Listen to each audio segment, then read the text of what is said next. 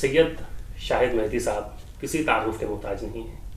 آپ 1963 بیچ کے IAS officer ہیں اور آپ نے IAS میں 2nd پوزیشن حاصل کی. اس کے بعد آپ علی گڑھ مسلم یونیورسٹی سے آپ کی ظاہر ہے آپ کی تعلیم علی گڑھ مسلم یونیورسٹی سے ہوئی ہے.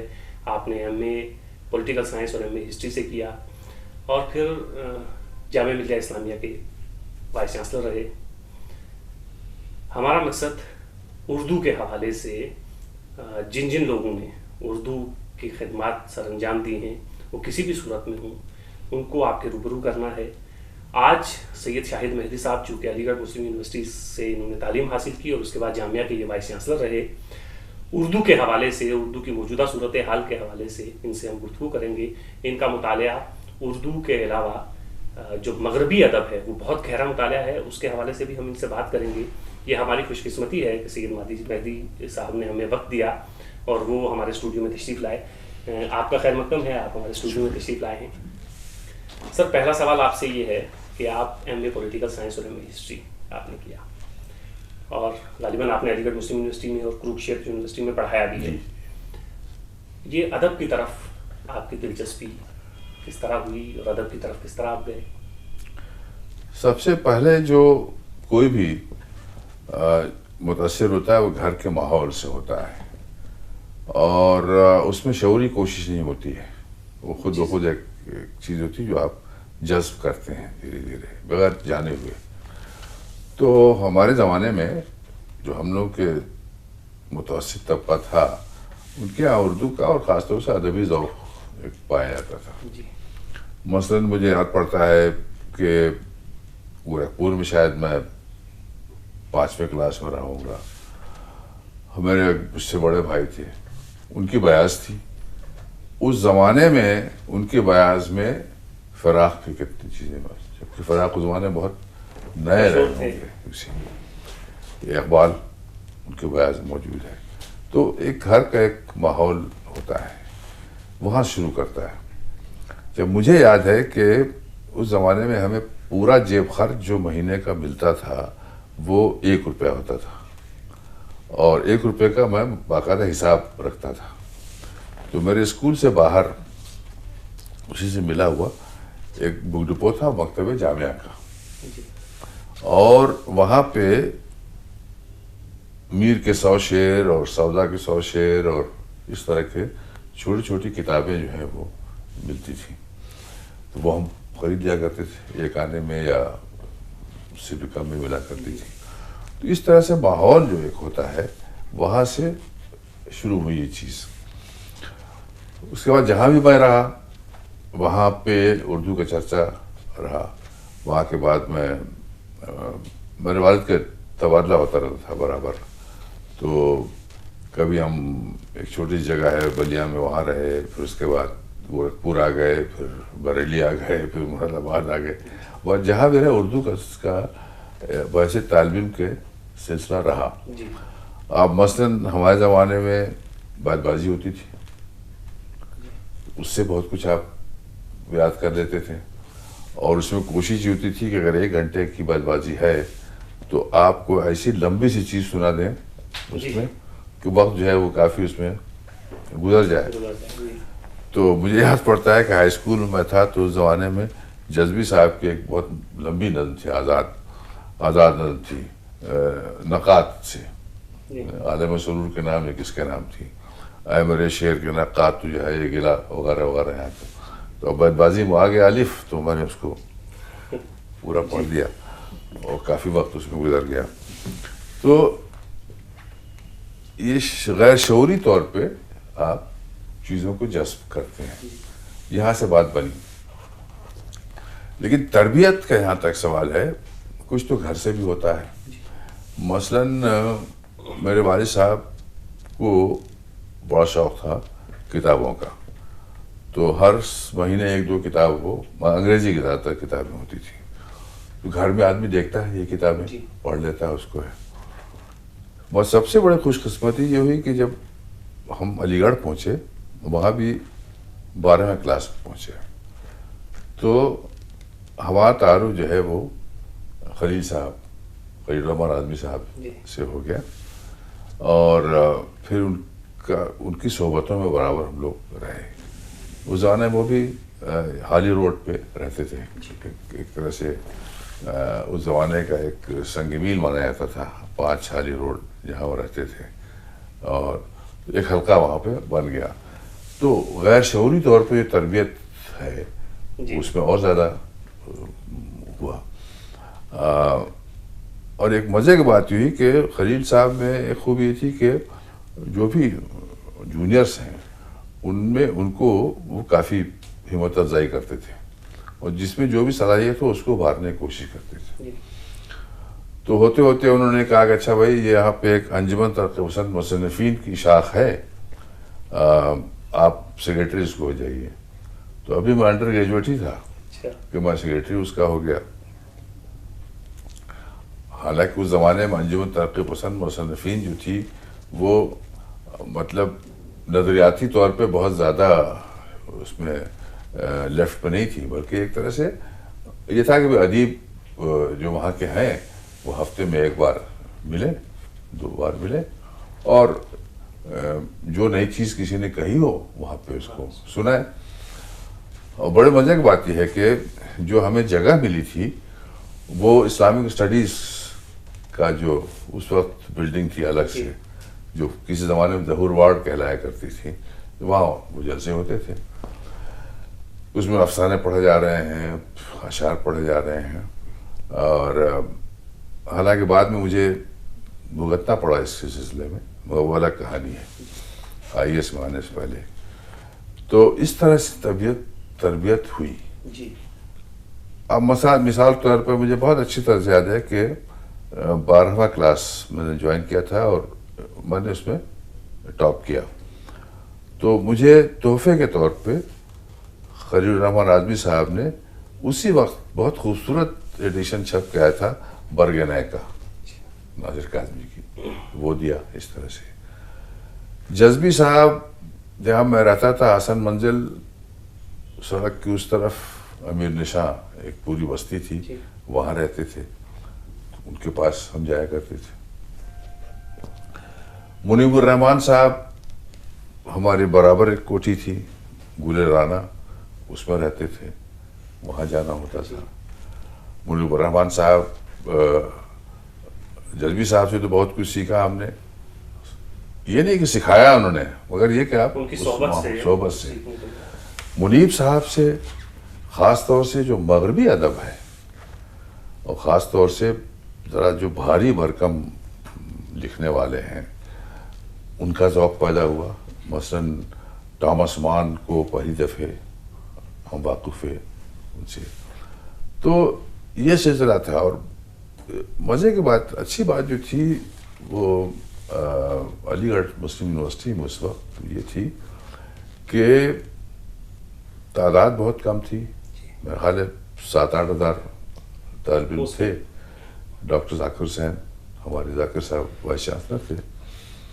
اور جو رابطہ ہے طالب علم کا اپنے استاد سے وہ کافی قربت کا تھا.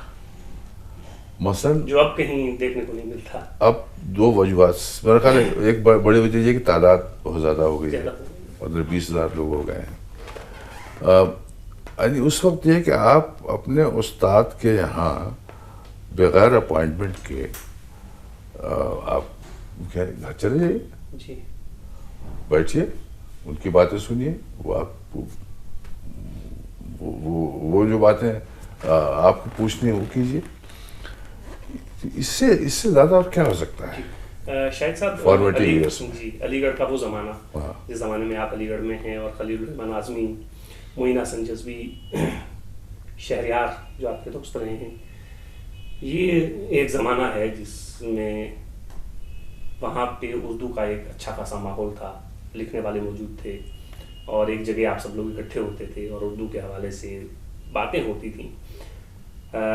اب علی گڑھ میں وہ سب چیزیں دیکھنے کو نہیں ملتی. اس کی کیا وجہ ہے؟ میرا خیال ہے ایک تو وجہ یہی بتائی میں نے کہ جب کوئی بھی ادارہ اتنا بڑا ہو جائے, 15,000 میرا خیال ہے 25,000 لوگ وہاں پہ ہیں, تو اس میں وہ جو قربتیں ہیں مشکل ہو جاتی ہیں پیدا ہونا. استاد اور طالب علم کا جو رشتہ ہے وہ اتنا قریبی نہیں رہتا ہے. دوسرے میں سمجھتا ہوں کہ علی گڑھ کوئی کوئی تنہا جگہ تو ہے نہیں بھائی. علی گڑھ تو علی گڑھ وہ ہے جو باہر سے لوگ آئیں گے وہی علی گڑھ ہے. تو وہ تھوڑا محدود سا ہو گیا ہے کچھ. ایک طرح سے لگا ایسا کہ کچھ علاقائی یونیورسٹی کچھ لگنے لگی ہے. اس کی بھی بہت سی وجوہات ہیں. پہلے یہ تھا کہ میرے خیال 50s تک یہی تھا کہ ہندوستان کے مختلف حصوں سے طالب علم آتے تھے, باہر سے بھی آتے تھے. ہمارے زمانے میں انڈونیشیا کے لڑکے بہت تھے. اب جیسے جیسے ساؤتھ میں اور جگہوں پہ ادارے آنے لگے وہاں کے لوگ یہاں کم ہو گئے. تو علی گڑھ کا جو ایک کاسموپولیٹن کلچر تھا وہ کم ہو گیا ہے اس کی وجہ سے. ایک چیز یہ, اور دوسرے یہ کہ استاد اور طالب علم کا رشتہ اس وجہ سے کہ یونیورسٹی پھیل بہت بڑی ہو گئی, اس وجہ سے کم ہو گیا. ہاں سر, یہ ایک وجہ تو یہ رہی ہوگی یا ہے. لیکن سر یونیورسٹی بہت پھیل گئی ہے اور ویسے اساتذہ کی تعداد بھی بڑھ رہی ہے. اساتذہ کی تعداد بھی بہت زیادہ ہے. شاہد صاحب, آپ ایز اے IAS آفیسر جہاں بھی رہے, ہندوستان سے باہر بھی رہے, ہندوستان میں بھی, اردو کے حوالے سے ایک سول سرونٹ کیا کر سکتا ہے اور اسے کیا کرنا چاہیے, یا آپ نے اپنی زندگی میں اردو زبان کے حوالے سے کچھ وہاں کرنے کی کوشش کی یا کچھ کیا ایسا؟ نہیں, اصل میں سرکاری نوکری میں آنے کے بعد سے تو جو آپ جس پوسٹ پہ ہیں بنیادی ذمہ داری تو آپ کی اسی کی رہ جاتی ہے. اس کے علاوہ ذاتی طور پہ اپنے ذوق کی آپ تربیت کر سکتے ہیں, کتابیں آپ خرید سکتے ہیں, یہی زیادہ تر کر سکتے ہیں. اگر کوئی ایسا میگزین ہو جس کے لوگ آپ کے پاس آ گئے اور آپ کے جاننے والے کچھ ہیں تو آپ کچھ اس کی مدد کروا سکتے ہیں اور طریقے سے.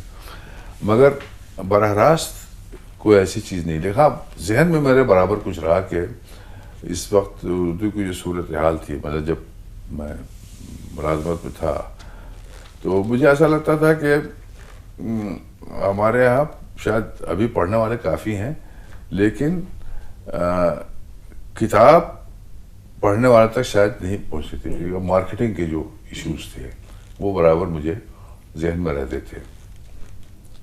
اور اس کے لیے گفتگو کی حد تک میں نے بہت کچھ لوگوں سے بات کی کہ کوئی فنڈ آپ کریٹ کریں, کوئی آفس ایسا کریٹ کریں جو مارکیٹنگ کو پولنگ کر کے جو فیسیلیٹیٹ کر سکے. شاہد صاحب, جب آپ وائس چانسلر ہوئے جامعہ ملیہ اسلامیہ, تو جامعہ ملیہ اسلامیہ کا جو اردو کا شعبہ ہے اس کی بھی ایک اپنی تاریخ ہے, اور خاص طور سے جامعہ مکتبہ ایک اپنی ایک شناخت ہے. اور بہت ساری جگہوں پہ جامعہ ملیہ اسلامیہ جامعہ مکتبہ کے حوالے سے جانا بھی جاتا ہے.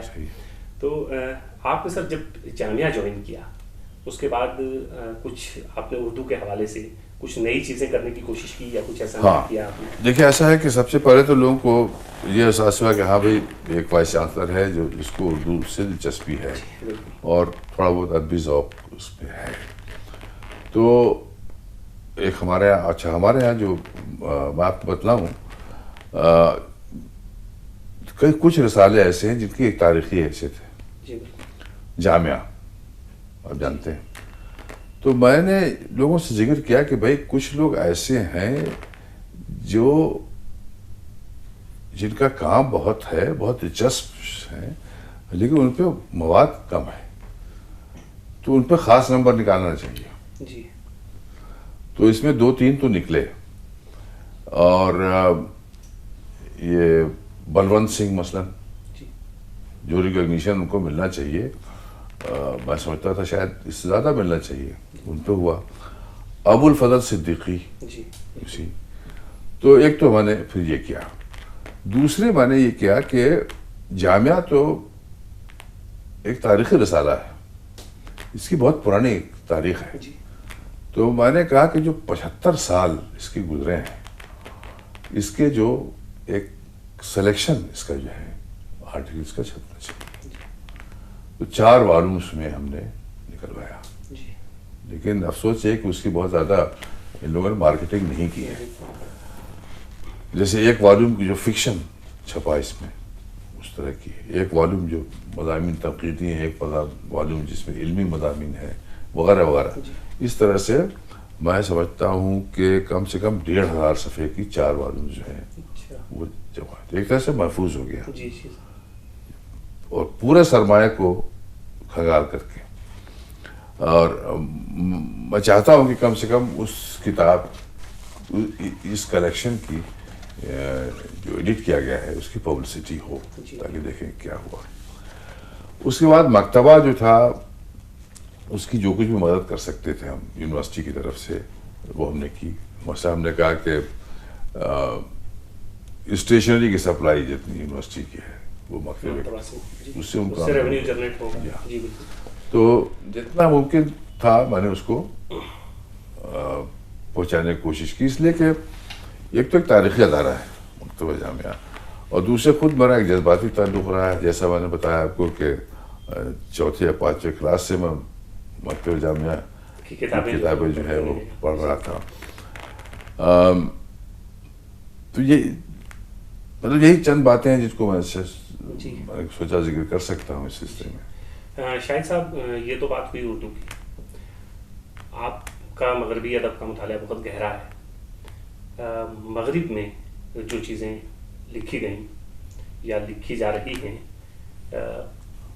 तराजिम पाकिस्तान में तो बहुत अच्छे लोग कर रहे हैं, जैसे अब्दुल कमाल हैं, हमीद शाहिद हैं, ये सब लोग हैं. लेकिन हिंदुस्तान में ऐसा लगता है कि तर्जुमे पे ज़्यादा ध्यान नहीं दिया गया. अब देखिए ना, इसकी भी वही है कि मकतबे की हमारी यूनिवर्सिटी जो है जामिया मिल्लिया की और मकतबा जामिया की एक तरह से इनका पायनियरिंग रोल रहा है इस सिलसिले में, तर्जुमों के सिलसिले में. मसलन मेरी अपनी वाक़फ़ी जो आप कह रहे हैं ना थोड़ी बहुत है बाहर के अदब से, उसकी इब्तिदा जो है वो मुजीब साहब की जो 2 वॉल्यूम्स में है रूसी अदब, उससे होती है. वो एक स्टार्टिंग पॉइंट है. तो तर्जुमे हुए एक ज़माने में. मेरा ख्याल है मंटो वगैरह की जो करियर है वो शुरू होता है मपसा या ख़ास तौर से रूसी अदब नंबर निकाला इन लोगों में मिराजी वगैरह है. उसके बाद जो एक बड़ा रोल रहा वो अंजुमन तरक्की, ये सादा तरक्की उर्दू, अंजुमन तरक्की उर्दू. जी हाँ. यानी आप सोचिए कि प्लेटो का तर्जुमा हो रहा है, डिवाइन कॉमेडी का तर्जुमा हो रहा है. तो एक वक्त था जबकि ये सब चीज़ें बाहर की चीज़ें इस तरह से आ रही थी, तो उससे एक तरह से स्टिमुलस अंगेज वो दिलचस्पी, जहाँ तक हमारा ज़ाती ताल्लुक़ है. और उसके बाद फिर एक आम पढ़ने वाले के हैसियत से जो अच्छी चीज़ें हैं वो पढ़ी. जैसा मैं बता चुका आपको कि अलीगढ़ में भी कुछ लोग ऐसे रहे. मसलन जर्मन अदब से दिलचस्पी जो पैदा हुई वो मुनीर रहमान साहब की उससे हुई. तो ये तो एक ज़ाती एक आपका शौक़ है, मशग़ला है, वो रहा. मगर मेरी राय ये है कि अब जो है, या तो एक ज़माने में रूसी अदब था, फ्रांसीसी अदब, अमरीकी अदब, लैटिन अमेरिकन. अब ये थक गए हैं. कोई बड़ी चीज़ दिखाई नहीं देती. जो दिखाई देती है वो फिर वो आपको लैटिन अमेरिका में जो बड़ा अदब है. और बड़ी अच्छी बात है कि कम से कम पाकिस्तान में कोशिशों से वो अदब जो है वो उर्दू में भी कुछ चीज़ें हमें भी पढ़ने को मिल जा रही है. शाहिद साहब, मगरबी अदब के हवाले से अगर हम बात करें, आपसे एक उर्दू का आम कार कुछ ज़्यादा उम्मीद रखता है कि एक तो है अपनी ज़ाती तस्कीन के लिए अदब पढ़ना, और एक ये है कि उस अदब को दूसरों तक पहुंचाना. آپ کے اندر وہ صلاحیت ہے کہ آپ بہت سی چیزیں جو ہماری اپنی زبان میں ہمارے پاس نہیں ہیں وہ ہم تک پہنچ سکتی تھیں آپ کے ذریعے سے، لیکن آپ نے اس طرف کچھ توجہ نہیں دی، اس کی کیا وجہ رہی؟ اصل میں وہ بھی ایک طرح سے ذہنی رویہ ہے کہ آپ پھر پڑھنے میں اتنا لگ جاتے ہیں کہ کوشش ہوتی ہے کہ نو بنو، جو بھی نئی چیز آئی ہے یا جس سے ہم واقف نہیں ہیں. مثال کے طور پہ انڈونیشیا میں بڑا اچھا ادب پیدا ہوا، اور ایک طرح سے پروٹیسٹ کا ادب پیدا ہوا. پرامودیا کر کے ایک بہت بڑا رائٹر ہے، ابھی شاید اس کا انتقال ابھی حال میں ہوا.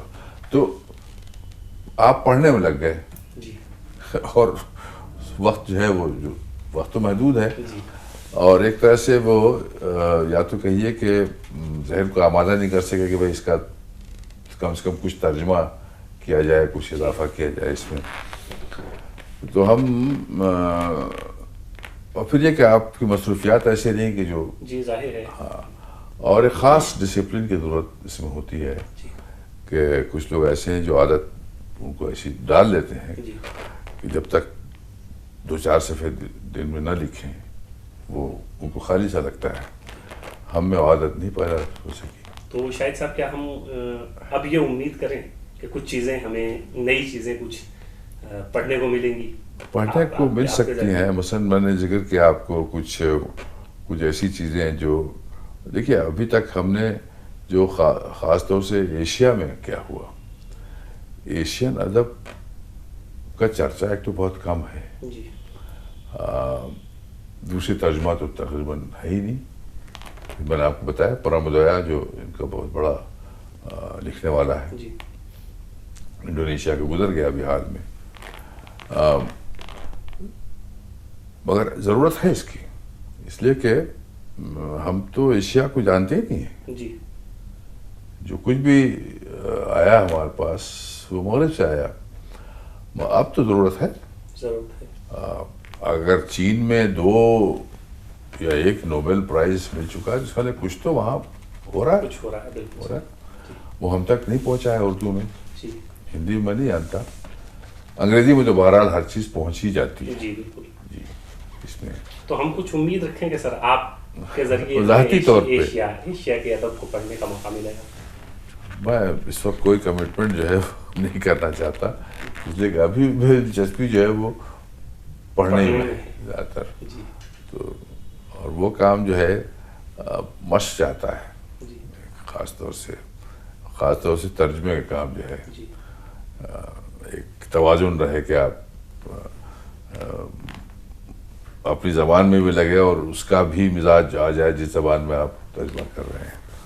تو اس کے بڑے اس کی ضرورت ہے، مشق کی ضرورت ہے، جس کے لیے میں سمجھتا ہوں کہ اب کچھ تو میرا خیال دیر ہو چکی ہے. نہیں دیر نہیں ہوئی ہے، آپ کو کچھ نہ کچھ کرنا ہے اس سلسلے میں، کیونکہ اردو کا قاری جو ہے وہ آپ سے کچھ زیادہ. ہاں میں چاہتا ضرور ہوں کہ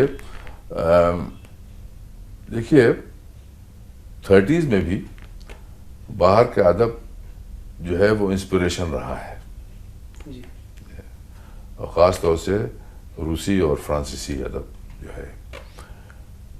اب ترجمے بہت کم ہیں ہمارے یہاں، اور کیوں کو چھوڑ دیجیے، خود ہمارے ہندوستان کی دوسری زبانوں میں بہت کچھ لکھا جا رہا ہے، اس پہ بہت ہی کم ہے. شاید ساہتیہ اکیڈمی وغیرہ سے کچھ جو چیزیں آ جاتی ہیں.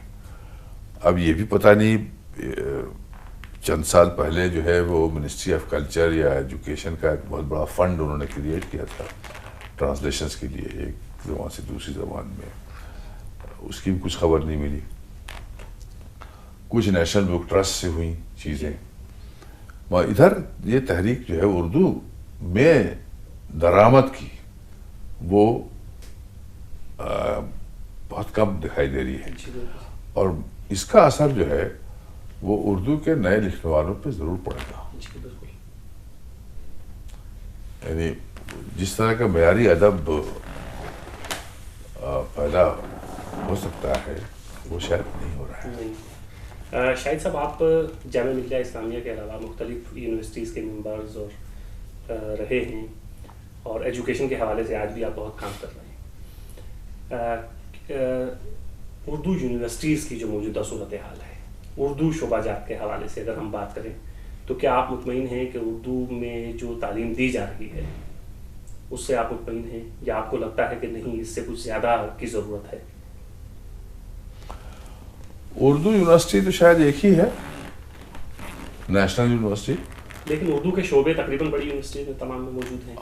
ہاں شعبے تو کیا وہ اپنا کام کر رہے ہیں؟ ادب پڑھاتے ہیں شعبے تو، اور جہاں پہ زبان پڑھانا لازمی قرار دیا گیا وہاں مجھے افسوس کے ساتھ کہنا پڑتا ہے کہ وہ کام جیسا ہونا چاہیے ویسا نہیں ہوا. مثلاً جامعہ میں اردو لازمی تھی، جی اس لحاظ سے میرا خیال ہے اسٹاف بھی تھا، مگر جب میں ایگزامینیشن ہال میں گیا تو دیکھا کہ بچے جو ہیں وہ سوال ہی نہیں پڑھ سکتے. آج میں نے اپنے رنج کا اظہار بھی کیا. اب صورتحال کیا میں نہیں جانتا، علی گڑھ میں ہی آ رہا ہوگا، اب شاید وہاں پہ لازمی کر دیا ہے کہ وہ نمبر جو ہیں وہ جوڑے جائیں گے.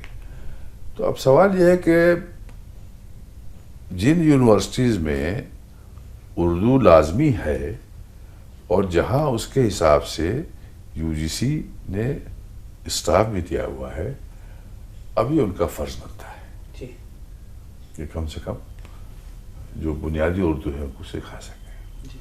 تو ہمیں اپنا جائزہ لینے کی ضرورت ہے، اپنا محاسبہ کرنے کی ضرورت ہے اس سلسلے میں. شاہد صاحب ایسا لگتا ہے کہ چونکہ میں خود اردو کا ایک معمولی طالب علم ہوں، علی گڑھ مسلم یونیورسٹی اور جامعہ میری پڑھائی ہوئی ہے، ہمیں یہ لگتا ہے سر کہ جو ہمارے اساتذہ ہیں یا ایک اردو کا جو یونیورسٹیز کا ماحول بن گیا ہے اس میں یہ ہے کہ جو نصاب پڑھایا جاتا ہے ہمارے اساتذہ بھی اسی نصاب کو ادب سمجھ بیٹھے ہیں، اور ہم بھی ساری زندگی میں ہم نے گمراہ جان پڑھ لیا تو ہمیں یہ لگتا ہے کہ ہم ادب کے بہت اچھے طالب علم ہیں. تو اس طرح کا ایک ماحول بنتا جا رہا ہے جو ظاہر ہے جب آپ علی گڑھ میں تھے تو اس زمانے میں نہیں تھا. ظاہر ہے اس زمانے میں اتنے بڑے بڑے لوگ موجود تھے، تو یہ بہت خطرناک ایک صورت اختیار کرتا جا رہا ہے. نہیں تو یہ جو آپ بات کہہ رہے ہیں وہ کیا صرف اردو تک محدود ہے یا اور جو مضامین ہیں ان میں بھی پڑھائی کا معیار کچھ کم ہوا ہے؟ اور تو نہیں بتا سکتے، لیکن اردو کے حوالے سے تو اردو میں شاید کچھ ہو ایسا، لیکن ایک عام جو ماحول ہے. نہیں اگر آپ نے پوچھا، دوسرا سوال کیا تھا کہ اس سلسلہ میں اردو یونیورسٹیز جو ہے وہ کیا کر سکتی ہیں. میرا خیال ہے جو مولانا آزاد اردو یونیورسٹی ہے ٹھیک ہے، رفتہ رفتہ کام اچھا خاصا ہو رہا ہے، مگر ایک جو بڑا کام ان کے سپرد کیا گیا تھا وہ تھا ترجمے کا. اچھا، اور وہ بیورو جو تھا وہ باقاعدہ ایک ڈپارٹمنٹ ہے وہاں پہ. نہیں دیکھیے، ڈپارٹمنٹ اور بیورو اس میں فرق کیجیے. یہ پرابلم یہ ہو گیا ہے، تو بیورو بنا وہاں پہ، تو بیورو کے جو سروس کنڈیشنز ہیں، چھٹیاں یہ وہ تمام چیزیں، وہ ٹیچنگ اسٹاف سے الگ ہے. ٹھیک ہے، تو وہاں کام جو ہے وہ شروع ہوا. اگنو کا ریڈنگ مٹیریل وغیرہ وغیرہ ترجمہ شروع ہوا. اس سے بڑی امید بنی ہمیں لگا کہ یہ جو عثمانیہ یونیورسٹی کا زمانہ تھا ترجمے کا وہ لوٹ کے آنے والا ہے. کچھ سال پہلے سنا میں نے یہ کہ اس بیورو کو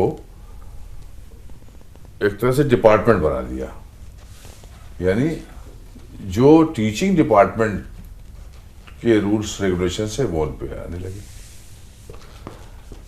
وہی 3 مہینے کی چھٹیاں وغیرہ وغیرہ تمام، وہی 10 بجے جانا 2 بجے گھر آ جانا. اس کی وجہ سے ایک جو امید بنی تھی کہ وہاں بہت بڑا کام ہوگا، مختلف مضامین کی چیزیں آ جائے گی، اس کی رفتار میں تھوڑی کمی آ گئی. تو اب اردو یونیورسٹی کا کام تو یہ ہے نا کہ بھائی جو مختلف شعبے ہیں علم کے ان کی کتابیں اردو میں آئے. وہ کام ضروری ہے جبھی تو آپ یونیورسٹی بنا سکتے ہیں. جی بالکل. ذاتی طور پہ میں مجھے نہیں سمجھ میں آتا کہ اعلیٰ تعلیم کے لیے بڑا کام کرنے کے لیے صرف اردو پہ کیسے کر سکتے ہیں. جی اب تو صورتحال یہ ہے کہ باہر بھی فرانس ہو یا جرمنی ہو کوئی ہو سائنس کا مسئلہ ہے. ان سب کی ذریعہ تعلیم ان کی اپنی قومی زبانیں ہیں جی لیکن کام اتنا زیادہ ہوتا ہے امریکہ اور جو انگلش اسپیکنگ ایریاز ہیں کہ ان ملکوں میں بھی انگریزی جاننا ضروری ہو جاتا ہے. جی. تو آپ یہ کہنا چاہ رہے ہیں کہ ہمارے اساتذہ یا اردو طبقہ جو ہے وہ اردو کے ساتھ ساتھ انگریزی سے بھی واقف ہو تو واقف ہو. اور اچھا وہی بات آ جاتی ہے. دیکھیے پہلے جو تھے جو مثلا سائنس کے کوئی ٹیچر ہے یا کسی اور اس کا ہے اس کی جو جڑیں تھیں اردو میں مضبوط تھیں تو اگر اس کو کہا جائے کہ اس مضمون کی کتاب آپ جو ہے وہ انگریزی میں ہے اردو میں آپ کر دیں تو کر لیتا تھا. ٹھیک ہے نا. یہ مسئلہ آیا ترجمے کا جب اردو یونیورسٹی کا سلسلہ تھا تو اب ہم لوگوں نے شناخت کرنا شروع کی بھائی کون لوگ جو ہیں وہ ترجمہ کر سکتے ہیں جو اپنے سبجیکٹ میں بہت اچھے ہوں اور جن کی اردو بھی اچھی ہے. ایسے لوگ بہت کم ملے. سبجیکٹ میں اچھے ہیں لیکن اردو اتنی نہیں ہے کہ وہ اس سبجیکٹ کو اردو میں ترجمہ کر سکیں. یہ لمیٹیشنس آ گئی ہیں. اب کتنی بھی محبت ہم کریں اردو سے مگر ہم یہ تو نہیں کہہ سکتے ہیں کہ آپ جو اعلیٰ تعلیم ہے یا جو مضامین جو ہیں وہ صرف اردو میں آپ پڑھیں. یہ ہم ضرور کہہ سکتے ہیں کہ جو ابتدائی تعلیم ہے وہ مادری زبان میں ہونی چاہیے. اس کے ساتھ ساتھ قومی زبان تو آپ کو کچھ نہ کچھ سیکھنا ہی پڑے گا. اس کے ساتھ ساتھ انگریزی جو ہے وہ چاہیے مگر ابتدائی تعلیم مادری زبان میں ہونی چاہیے. شاہد صاحب ایک آخری سوال آپ سے ہے. آپ کی شہریار صاحب سے بہت قربت رہی ہے اور غالباً آپ ان کے دوستوں میں واحد ایسے دوست ہیں کہیں ہم نے سنا ہے کہ جو ان کو ان کے نام سے پکارتے تھے. کنور صاحب. جی کنور صاحب. تو شہریار صاحب کے ساتھ آپ کی قربت رہی ہے. آپ نے ان کو کیسا پایا؟ بھائی ہم شہریار صاحب یہی خلیل صاحب کا حلقہ تھا تو اس میں دیکھا کہ ایک بہت ہی بہت اچھے کپڑے پہننے والے صاف ستھرے سفید ایک اور نوجوان اس میں شامل ہو گئے. کنور اخلاق محمد خان ان کا نام. اچھے آدمی ہیں. ہر جگہ جہاں ہم لوگ بیٹھتے ہیں وہاں وہ بھی ہیں. بہت پلیزنٹ آدمی ہے. تو ایک چھوٹا سا جو سرکل ہے اس میں وہ شامل ہے. پھر اس کے بعد دیکھا کہ کوئی غزل چھپ گئی ان کے نام سے کنور اخلاق محمد خان کے نام سے چھپی. تو انہوں نے کہا کون صاحب ہیں؟ کہ یہی ہیں. پھر پتہ چلا کہ صاحب یہ کوئی شہریار صاحب ہیں تو وہ شہریار ہو گئے. وہ ہمارے لیے تو کنور صاحب رہے ہمیشہ سے اور مجھ سے شاید 1 یا 2 سال جونیئر تھے یونیورسٹی میں. وہ قربت رہی ان سے ہمیشہ. یہاں بھی پھر میں روم میں تھا وہاں بھی آئے ہمارے پاس رہے. اب جب بھی علی گڑھ جانا ہوا زیادہ وقت انہیں کے ساتھ ہمارا گزرتا تھا. ذاتی ادبی گفتگو زیادہ نہیں ہوتی تھی. ہم لوگ تو ایک طرح سے ذاتی ایک طرح سے رشتہ تھا ان سے. اور ہاں یہ ضرور ہے کہ جب وہ کوئی اچھی چیز کہتے تھے کوئی چیز بھی کہتے تھے تو جب تک دلی میں ہم رہے ٹیلی فون پہ ضرور وہ پہلی بار سنا دیتے تھے اس میں. اور اگر کچھ مجھے کچھ کہنا ہے تو اس کو سن بھی لیتے تھے. بہت قربت رہی. اور اب علی گڑھ بڑا سنسان لگتا ہے ان کے بغیر. میں تو تھا اس دن جس دن انتقال ہوا اس کے 4-5 دن پہلے میں پہنچ گیا تھا. بیماری کے بھی مختلف اسٹیجز میں نے دیکھے ان کے. بڑا افسوس ہوا. شاہد صاحب یہ جو گیان پیٹھ ایوارڈ ملا ہمیں جی اس کے حوالے سے یہ جو ادبی حلقے ہیں ان میں طرح طرح کی چمگوئیاں سننے میں آئیں. کیا آپ کو یہ لگتا ہے کہ گیان پیٹھ ایوارڈ جو شہریار صاحب کو ملا اس وقت اس سے بہتر لکھنے والا کوئی نہیں تھا اردو میں؟ بھائی ہمیں تو نہیں سمجھ میں آتا کوئی تھا. جی. اور مطلب دیکھیے ادب میں یہ ہے، یہ نہیں ہے کہ آپ بہتر یا کمتر ہے، اپنا کیا ہے، جی اوریجنل کتنا ہے؟ مختلف کیا ہے، یہ ہے. تو شہریار کا اس لحاظ سے تو بہت بڑا کنٹریبیوشن ہے. اچھا دوسری یہ کہ بحیثیت جسے کہتے ہیں نا کیفیت اور کمیت دونوں اعتبار سے ہے. شہریار بہت علامتی زبان میں بات کر سکتے ہیں آپ سے، اور بہت ایسے سیدھی زبان میں بات کر سکتے ہیں جو ہر سڑک کے آدمی تک پہنچ جاتی ہے. یعنی جو چیزیں ان کی آئیں فلموں میں وہ ہر ادبی نقطۂ نظر سے بھی وہ بہت ادبی نقطۂ نظر سے بھی اور اس سے بھی ہے. تو میں سمجھتا ہوں کہ اگر گیان پیٹھ ایوارڈ ان جیسے لوگوں کو نہ ملے تو کس کو ملنا چاہیے؟ کس کو ملنا چاہیے تھا. جی ناظرین، یہ تھے سید شاہد مہدی صاحب جن کا تعارف ہم اس طرح نہیں کروا پائے یا کوئی بھی نہیں کروا سکتا.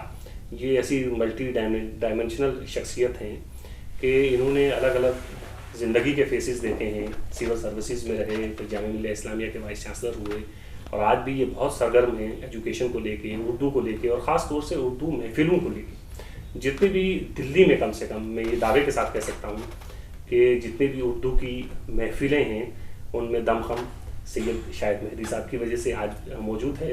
اور ہم بھی جب ان کو دیکھتے ہیں تو ہمیں بھی لگتا ہے کہ اگر سید شاہد مہدی صاحب ان محفلوں کی جان ہیں، ان محفلوں کی رونق ہیں، تو ان محفلوں میں ہمیں بھی شریک ہونا چاہیے. سید شاہد مہدی صاحب، آپ نے وقت دیا ہمیں، آپ کا بہت بہت شکریہ. شکریہ آپ کا.